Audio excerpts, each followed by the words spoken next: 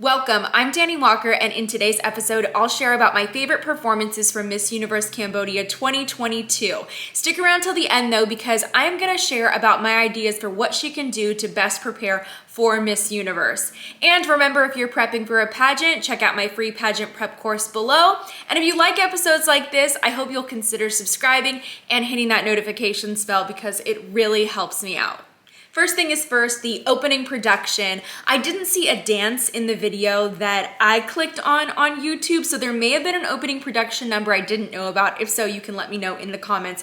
But I have to say, these are some of the most beautiful production number dresses that I have seen in years for national or international pageants. Absolutely stunning. The gold and the silver fringe. I wish I could wear one of these dresses. Then we also got to see some former Miss Universe Cambodia title holders on stage in the opening of the show. And something special, I don't know if you noticed, they all wore the gowns that they competed in at Miss Universe. And when I saw this, I thought, oh, wow. Thank goodness that they can still squeeze into these gowns, because I just know from personal experience, I do not know if my Miss USA gown could fit. To be honest, I tried on my swimsuit not that long ago and I was like, how in the world did this fit? How did this ever fit me? It just, at this point, it doesn't cover much, let's just say that. After this, they were announcing special awards. I will say there were lots and lots and lots of special awards. I'm not going to talk about all of them, but there were a couple that I think that were important. Best interview went to contestant number 9. Best in swim went to 9 and 18, I believe. Extra little note, just well done to Sarita, who was Miss Universe Cambodia 2020. She did a really, really great job hosting the show. I loved it. After all these awards and after the show opening, we moved on to the evening gown competition. One thing I noticed about this year is that they didn't compete in swim for the finals. I am not sure why, unless they did and I missed it in the version that I found on YouTube, which happens from time to time. So I'm going to share with you my favorite gown performances from that. For this, all of the top 20 got to recompete because it's a smaller group of contestants. Contestant number 1, if you've been watching my recaps and keeping up, you know that I have been partial to her, especially because she's been competing even with an injury, and that's just something that's so inspirational, honestly. But I will say, oh my gosh, her evening gown, it's not too often that we see exceptional black evening gowns in competitions, and this is one of them. I absolutely loved it. The styling, the hair, the makeup, everything was beautiful, and this time around she was actually able to walk without a crutch and in heels. Not full-blown, not to the extent that she normally would have if she weren't injured, but great improvement. Excellent job. Contestant number 3, oh my goodness, this gown that she wore was so beautiful, so unique. It really stood out to me. But then after I got over the beauty of the gown, I said, okay, pay attention, reel it back in. And once I paid attention, I was really able to appreciate the overall performance, the hair and the makeup as well. And so for me, if I were a judge in scoring, she would have a great score and she would move on to the next round. Contestant number 4, absolutely beautiful. I would describe her walk and her aura as very elegant, but when I was watching this, I do feel like she was holding back for this area of competition. Contestant number 6. This entire look, for me at least, was very Bob Mackie inspired. I loved the entire look, but I do think that she played this performance really, really safe. As much as I loved her, I would have made sure that she would have advanced with some great scores, or done my part to make sure she advanced. But I do think that there was more that could have been done with the posing, especially because she had that really fun boa. Contestant number 8, once again, she had a solid performance. This is more than enough to advance her to the next round, but there wasn't anything about this performance that for me would have in that moment shot her up to one of my favorites for a top 5. Number 9 really brings the energy. It's the energy of, I know I'm beautiful, I know that I'm confident, and now you're gonna know, and I like that. Her final pose was starting to give me grand vibes, which made me think, does Cambodia compete in grand? I feel like they do. I'm not positive right now in this moment. Let me know in the comments if they do. I'm almost positive. Anyways, I think that she could be potentially a great representative at Grand for Cambodia. Number 15, gorgeous. Gorgeous. I love the hair, I love the makeup, I love the styling, I loved the entire performance. She was wearing this very on-trend evening gown that we're seeing that's this faux two-piece style. The one change I actually would have made to this gown though, which I know is a very nitpicky thing, is using smaller stones. I don't know, I just imagined it with smaller stones on stage and I feel like it would have just captured more light. Number 16, such a fan over here. Beautiful gown on her, great styling to complement it.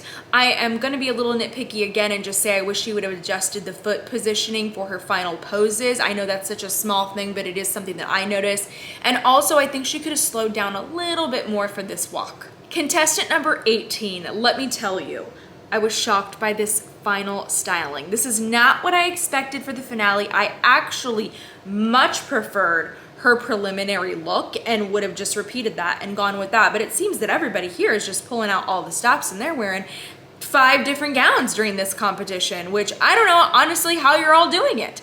But for this styling, I think that it just could have been less. I did like the hair up, but I would have taken out the additional clips or rhinestones in the hair. I would have done different earrings and a shoe without a platform. I really don't think she needs it. But after I was imagining all of that dressed down, then I could really focus on her performance. And the performance was there. And so at the end of the day, honestly, that's what actually matters. Number 19 is a great competitor, especially for the gown competition. I feel like she really serves the facials, so it makes sense that she won an evening gown award. Another award I should mention is that number 9 won Best in National Costume. After all of this, the top 10 was announced, and they had 30 seconds to respond to a question. Number 16 was asked, if you had to live your life all over again, what part of your life would you change and why? She said if she had to do it all over again, she would work harder to be a better student and a better citizen.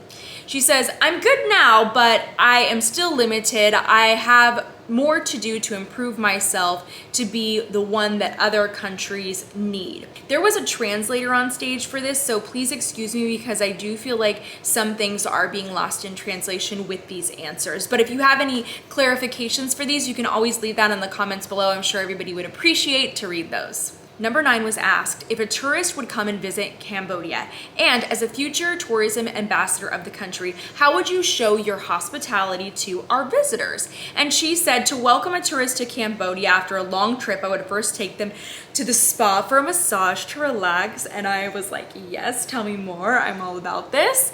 And then she said that she would enjoy treating them to some street food in Cambodia. We have many places to enjoy the street food, and it's one of the most delicious. She said, I love it, and if you're like me and you love seafood, which I do, she said, I highly recommend, and then she was unfortunately cut off.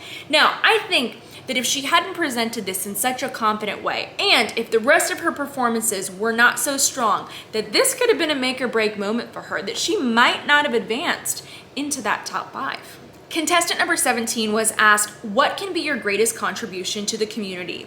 She said, the greatest contribution to the community that I've done is to promote culture, religion, art, and to help Cambodia be known by our neighboring countries. This culture belongs to Cambodia. I thought that was a very excellent answer. That certainly sounded like an answer from a title holder. Number 18 was asked, in this month-long pageant activities of Miss Universe Cambodia, what lessons have you learned and how will it affect your life in the future? She responded by saying, Miss Universe Cambodia this year has taught me the value of sisterhood. Miss Universe pageant is a pageant that brings together different races and people from different backgrounds. We are sisters by purpose. We joined Miss Cambodia with the same goal, and we became sisters, and our bond is eternal. On this coronation night, we will still be friends, we will still be together and support each other and our goals.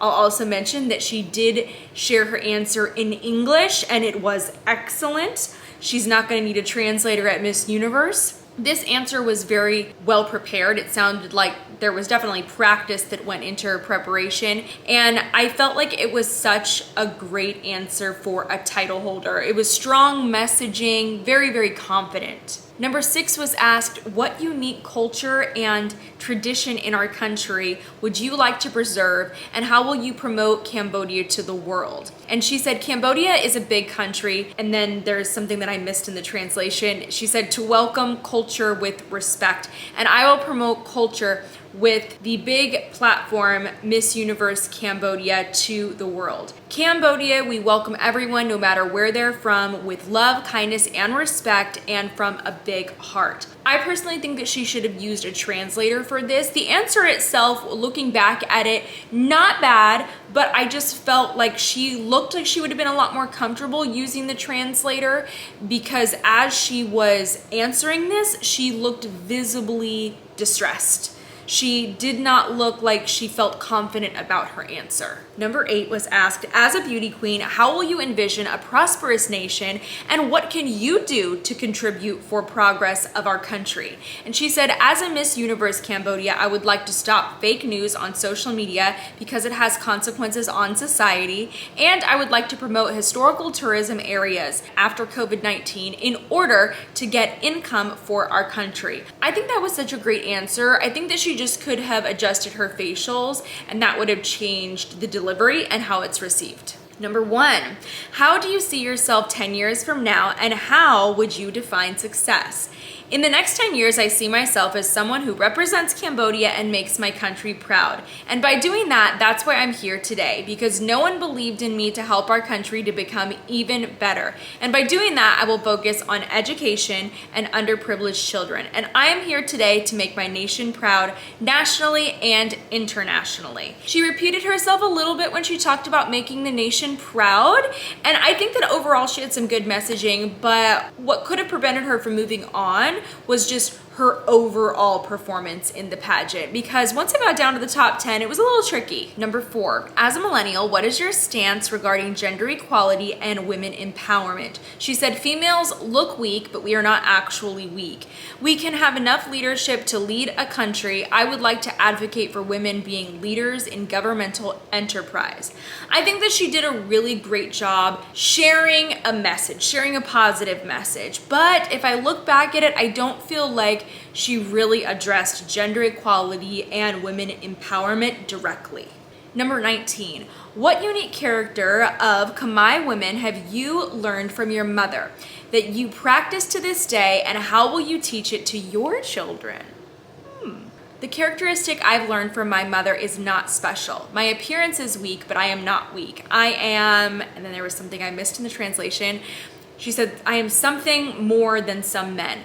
Then she went on to say, my mother is a strong woman and this is what I've learned from her. Now, I think that a lot of this answer got lost in translation for me, so I really wasn't understanding her answer for this one, unfortunately. Contestant number 3 was asked, as a beauty queen who is looked up to as an inspiration of society, what is your message of hope to the people whose lives are challenged during the pandemic? She said, my heart is broken when I see 1,000 and 1,000,000 people dying because of COVID. One thing I want you guys to know is that you need to have hope and think positive, because when you think positive, everything is going to be okay.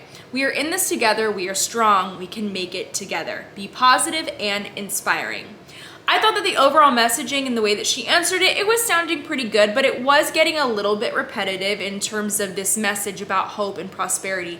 And I almost feel like she was missing the question. They said, what is your message of hope? And she basically reiterated, I'm sharing a message of hope, which isn't quite as on the mark. After this, the top 5 was announced, and they competed in something called free speech. And this is very similar to the hashtag competition at Miss Earth. They're drawing a word or sometimes a small phrase or a few words, and then they're going to respond and share whatever they want about those words.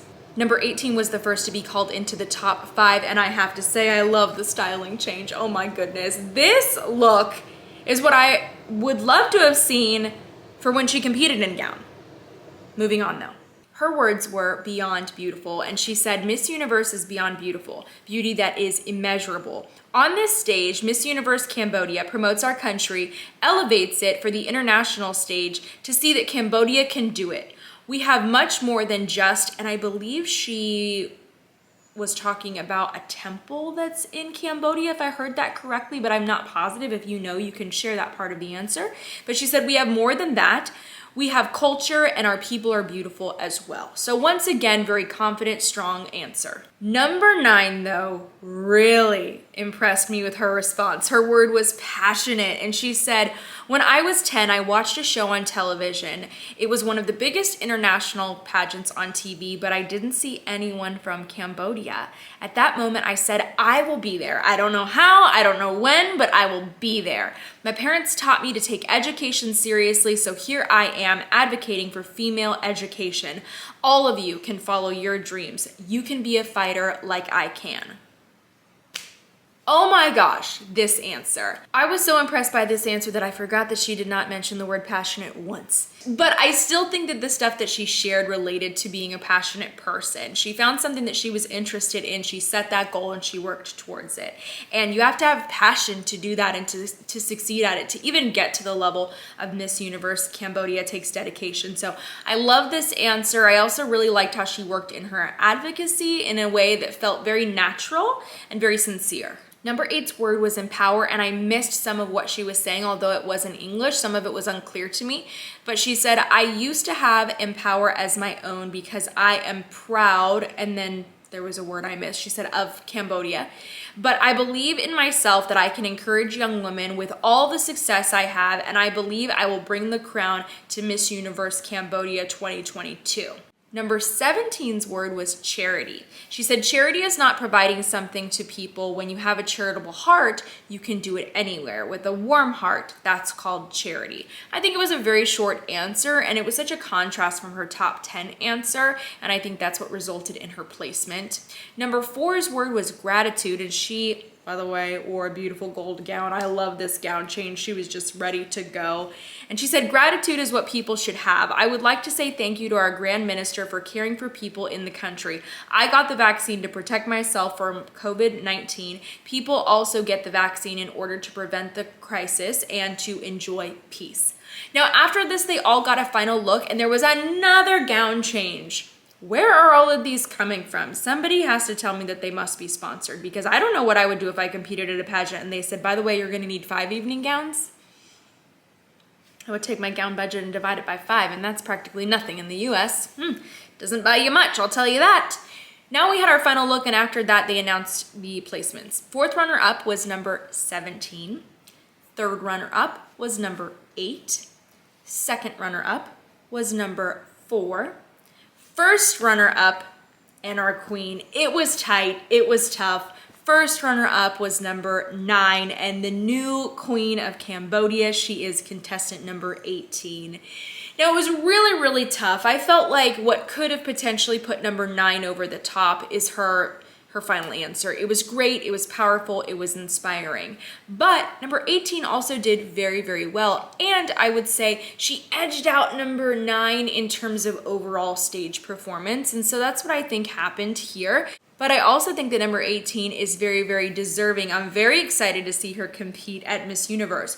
And so what I would say for them, though, is to really, really, really, really focus on the wardrobe and the styling. The gowns that the recent Cambodia title holders have competed in at Universe, I felt were not best suited for Miss Universe. Some of them were close, but I think that they're just getting passed up. But looking at the gowns that were used at this national competition this year, I have some high hopes. Frankly, Miss Universe Cambodia, the 2022, she could wear one of these gowns from this competition at Miss Universe. There were some great choices and options that would look wonderful on the Miss Universe stage. So that is gonna be one of the main things, is that styling is so important.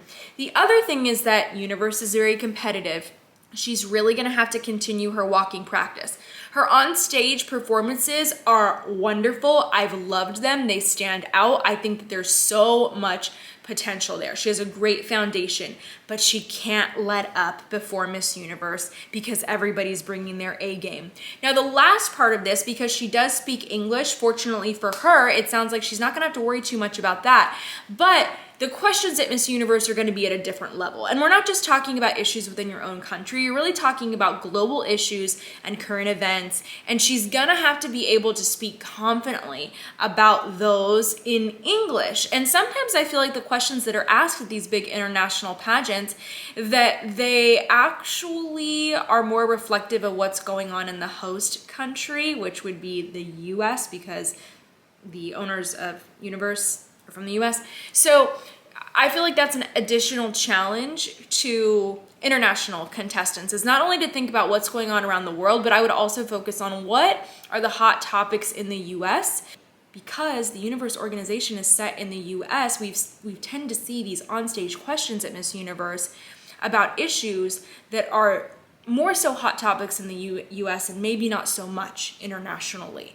So there's that mix. Big international issues, US-based issues. So be preparing for those and be ready to come with your best communication skills.